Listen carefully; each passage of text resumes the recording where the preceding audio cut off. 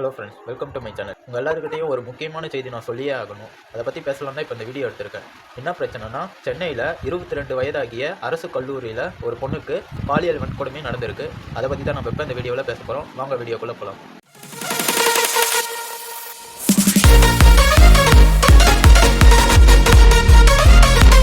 ஆக்சுவலாக நான் இந்த வீடியோ எடுக்கிறதுக்கு முன்னாடி நான் யோசித்த டாப்பிக்கே வேறு. NDTVக்கு தளபதி விஜய் அவர்கள் பேட்டி கொடுத்துருக்காரு. அதை பற்றி பேசலாம் தான் நான் இந்த வீடியோவை எடுக்கலான்ட்டு இருந்தேன். ஆனால் அதுக்குள்ளே இப்படி ஒரு நியூஸ் ஒன்று வந்திருக்குது. இதை பற்றி எந்த மீடியாவும் எந்த நியூஸ் சேனலும் கவர் பண்ணாமல் இருக்காங்க.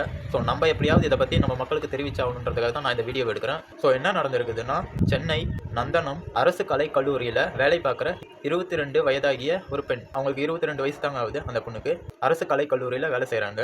அந்த பொண்ணுக்கு அங்கே அதே இடத்துலையே கூட வேலை செய்கிற மாஸ்டர் ஒருத்தரால் பாலியல் வன்கொடுமை நடந்திருக்கு. ஸோ இதை பற்றி ஏன் எந்த நியூஸ் சேனலும் பேசலைன்னா, அதுக்கு காரணம் அவர் யாருன்னா புதுக்கோட்டையை சேர்ந்த திமுக நிர்வாகிங்க.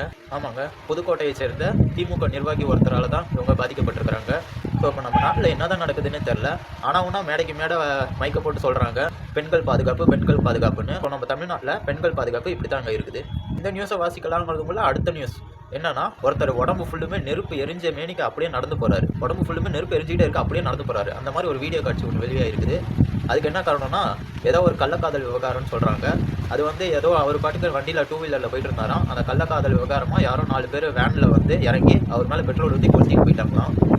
அது யார் என்னன்றதை இப்போ போலீஸ் தேடிட்டு இருக்காங்க. கடலூரில் பன்ருட்டின்ற ஊரில் இந்த சம்பவம் நடந்திருக்குது. நேற்று என்ன நடந்துச்சுன்னு பார்த்தீங்கன்னா, ஒரு வட மாநிலத்தை சேர்ந்த ஃபேமிலிங்க சென்னையில் அமைதியாக வாழ்ந்துட்டு இருந்திருக்கிறாங்க. அவங்களுக்கு வட மாநில தொழிலாளியோட வைஃபுக்கு ஒரு 5 பேர் பாலியல் தொல்லை கொடுக்க அவங்க வீட்டுக்குள்ளேயே பூந்து பாலியல் தொல்லை கொடுத்துருக்காங்க. அதை தடுக்க போன அவங்களோட ஹஸ்பண்டை கொடூரமாக தாக்கி கொலை பண்ணியிருக்காங்க. ஸோ அந்த பொண்ணையும் கொலை பண்ணியிருக்காங்க. 2 வயசு குழந்தைய கொலை பண்ணி குப்பையில் போட்டுருக்குறாங்க. நம்ம தமிழ்நாடு பாதுகாப்பான தமிழ்நாடு. இப்போ ஒரு வீடியோ எடுக்கலான்னு பிளான் பண்ணி ஒரு டாபிக் ரெடி பண்ணுறதுக்குள்ள அடுத்தடுத்த விஷயம் இப்படி சம்பவம் நடந்துக்கிட்டே இருக்குதுங்க. இப்போ வர எலெக்ஷன் நெருங்க நம்ம தமிழ்நாட்டுக்கு என்ன ஆச்சுன்னு தெரில. அடுத்தடுத்து ரொம்ப வாயிலே சொல்ல முடியாத அளவுக்கு கொடூரங்கள்லாம் நடந்துகிட்டே இருக்குது. இதெல்லாம் தடுக்க யாராவது ஒருத்தர் வரமாட்டாங்களா அப்படின்னு சொல்லிட்டு நானும் எதிர்பார்த்துட்டு தாங்க இருக்கேன். ஸோ நினச்சி பார்க்கும்போது அவ்வளோ கொடூரமாக இருக்குங்க. ஒரு காலேஜில் ஒரு 22 வயசு பொண்ணு வேலை கூட செய்ய முடியல. ஒரு வேலைக்கு போய் சம்பாரித்து நம்ம குடும்பத்தை காப்பாற்றலாம்னு சொல்லிட்டு வேலைக்கு போகிற பொண்ணுங்களுக்கு இப்படி அநியாயம் நடக்குது. எங்கேயுமே வேலைக்கு போகலன்னா அக்கடான வீட்டில் இருந்தால் கூட இப்படிப்பட்ட கொடூரம் நடக்குது. வீட்டில் பூந்து அந்த பொண்ணை இது பண்ணி குப்பையில் தூக்கி போடுறாங்க.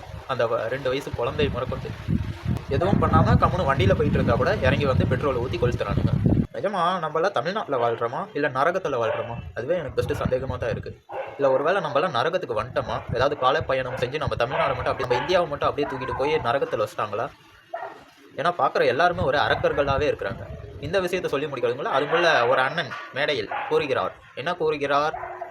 தளபதி விஜய் அவர்களை பிடிக்கும் அனைத்து பெண்களுக்கும் எனக்கு விஜய் ரொம்ப பிடிக்கும் அப்படின்னு சொல்கிற எல்லா பெண்களும் விஜய் வீட்டுக்கு போங்க, நிறைய ரூம் வச்சுருப்பாரு, வீட்டுக்கு போங்க, ரூமில் போய் என்ன பண்ணுங்க அப்படின்னு சொல்லி அவ்வளோ கொச்சையாக மேடையில் அத்தனை பேர் பார்க்குற மேடையில் எல்லா பெண்களை பற்றியும் அவ்வளோ கொச்சையாக பச்சையாக பேசுகிறாரு. எவ்வளோ தைரியம் இருக்கணும்? இந்த அளவுக்கு தைரியம் வர காரணம் யார்? இந்த வார்த்தையை சாதாரணமாக நம்ம ஃப்ரெண்ட்ஸுங்களுக்குள்ளே பேசுகிறதுனாவே நமக்கு பயம் வரும். ஏன்னா நம்ம ஃப்ரெண்ட் ஏதாவது தப்பாக நினச்சிடுவானே அப்படின்னு சொல்லிட்டு நமக்கு ஒரு பயம் வரும். ஆனால் அப்படி ஒரு மேடையில் அத்தனை பேத்துக்கு முன்னாடி இப்படி கொச்சையாக ஒரு வார்த்தையே பேசுகிறாரு. ஏதாவது ஒரு பொண்ணு தளபதி விஜயை பிடிக்கும் அப்படின்னா அவங்க வீட்டுக்கு நிறைய ரூம் எல்லாம் வச்சுருக்கிறாரு அப்படிங்கிறாரு. அப்போ இவங்க கட்சியை சேர்ந்தவங்களை யாராவது பிடிக்கும்ன்ட்டு நம்ம அப்படி சொன்னால் நம்மளை சும்மா விட்டுருவாங்களா? விடமாட்டாங்கல்ல. ஸோ இவங்கெல்லாம் சேர்ந்து தான் பெண்களுக்கு பாதுகாப்பான தமிழகத்தை ஏற்பாடு பண்ணி கொடுக்க போகிறாங்களாம். ஸோ இப்போ நடந்த சம்பவத்தையும் நீங்கள் பார்த்துருப்பீங்க. இதுதான் பெண்களுக்கு பாதுகாப்பான தமிழகமா? நிஜமாக பாதுகாப்பான தமிழகமா? ஸோ இப்போவும் நம்ம முழிச்சிக்கலைன்னா இன்னும் நம்ம தமிழ்நாட்டை ரொம்ப இது வரைக்கும் இந்த உலகத்தில் எந்த ஒரு நாடுமே எந்த ஒரு இடத்துலையும் நடக்காத ஒரு சம்பவத்தெல்லாம் நம்ம தமிழ்நாட்டில் பார்க்க வேண்டியது இருக்கும். கண்டிப்பாக இதுக்கு மேலே படித்தவனுக்கு மட்டும்தான் நம்ம ஓட்டு போட்டாகணும். இந்த படிக்காத தற்கொலை பசங்களுக்கெல்லாம் எவனுக்கும் ஓட்டே போடக்கூடாது. எவன் அதை படித்து தெளிவாக இருக்கிறானோ, அரசியல் உணர்வோட நல்லா தெளிவாக மக்களுக்கு நல்லது செய்யணும்னு மட்டும் எவன் நினைக்கிறானோ அவனுக்கு மட்டும்தான் நம்மளோட ஓட்டு கொடுக்கணும். 2 கட்சிக்கு மட்டும் நம்ம மாறி போட்டோம். இத்தனை வருஷமாக ஆச்சு, என்ன மாற்றத்தை பார்த்தோம்? ஒன்றுமே இல்லை. எனக்கு அவ்வளோ கோபம் வருதுங்க. என்ன பண்ணுறதுன்னு தெரில. நான் ஒரு தனி மனுஷன், என்னால் என்ன பண்ண முடியும்? இப்படி வீடியோ போட்டு உங்கள் முன்னாடி என்னால் புலம்ப தான் முடியும். வேறு என்ன பண்ண முடியும் என்னால்? ஸோ அங்கே ஒரு தனி மனுஷன் நிற்கிறாரு, என்னால் அதை மாற்ற முடியும்னு நிற்கிறாரு. ஸோ நம்மளால் முடிஞ்ச அளவுக்கு நம்மளால் அதை மாற்ற முடியலைனாலும் அதை மாற்ற முடியும்னு ஒருத்தர் வராருல்ல, அவருக்கு சப்போர்ட்டாவது நம்ம பண்ணணும்ல. அதனால தான் என்னுடைய சப்போர்ட்டை அவருக்கு தெரிவிக்கிறேன். இதெல்லாம் கண்டிப்பாக அவர் மாற்றுவாருன்னு நான் நம்புகிறேன். ஒரு 5 வருஷம் அவருக்கு நான் வாய்ப்பு கொடுக்க போகிறேன். அந்த வாய்ப்பை அவர் எப்படி பயன்படுத்திக்கிறாரோ அடுத்த 5 வருஷத்தை பார்க்கலாம். ஸோ நான் ஏதாவது தப்பாக பேசியிருந்தா மன்னிச்சிருங்க. இல்லை நான் பேசுனது சரிதான்னா நீங்கள் இந்த வீடியோவை ஷேர் பண்ணுங்கள். Okay, bye friends.